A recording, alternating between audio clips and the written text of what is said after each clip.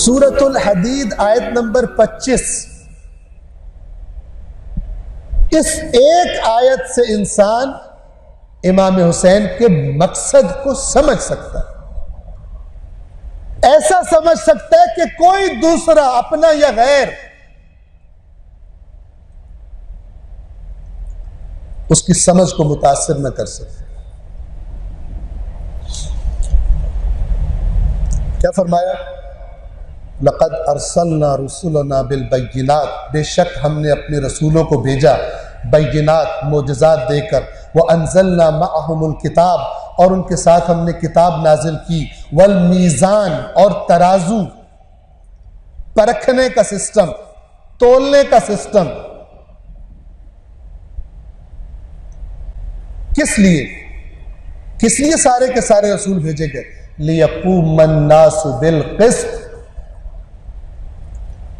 تاکہ لوگ عدل پر مبنی معاشرہ قائم کریں، عدل پر مبنی انسانوں کی زندگیاں ہو جائیں۔ انبیاء صرف خوش ورد اور وظیفے سکھانے کے لیے نہیں آئے تھے۔ آپ کو رسول اللہ آج کل کے بعض افراد کی طرح نہیں ملیں گے جو اپنے آپ کو دین کا نمائندہ کہتے ہیں، ایک طرف سائٹ پہ ہو کے بیٹھا ہوا ہے، لوگ میرے پاس آئیں اور میری روحانیت سے استفادہ کر کے چلے جائیں۔ رسول اللہ تو ایسے نہیں تھے۔ اللہ نے اپنے نبی کو حکم دیا رات کو تہجد کے لیے اٹھیے، کیوں؟ ان لک فی النہار سبعا طویلا، اس لیے کہ دن میں تو آپ کی بے تحاشا مصروفیات ہیں۔ کیا مصروفیات ہے رسول اللہ؟ دین اسلام کی دعوت دیں،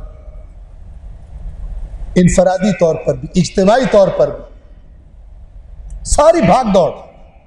ان لک فی، اللہ گواہی دے رہا، ان لک فی النہار سبحا طویلا، دن میں تو آپ کی لمبی لمبی کوششیں، طولانی کام ہے آپ کے، وہ بھی دین کے کام تھے۔ رات کو عبادت، ایک صلوات پڑھیے محمد والے۔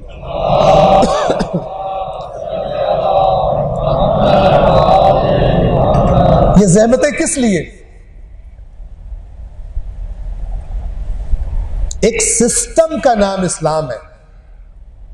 اسلام یہ نہیں ہے کہ میں دیکھوں کہ میرے سامنے چند ڈشز پڑی ہوئی ہیں، چند ڈونگے پڑے ہوئے ہیں کھانوں کے، میرا دل کرے ایک بیچ میں سے لے لوں، دو لے لوں، باقی چھوڑ، مجھے نہیں چاہیے۔ دین کے ساتھ یہ نہیں کیا جا سکتا۔ دین ایک مربوط نظام ہے، اسلام ایک مربوط نظام ہے، ایک آئین زندگی ہے۔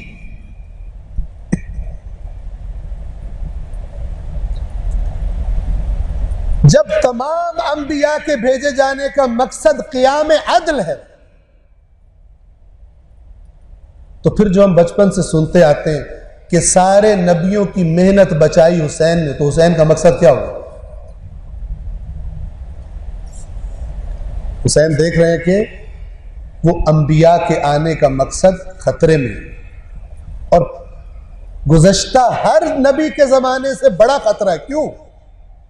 اب نبی نہیں آنے،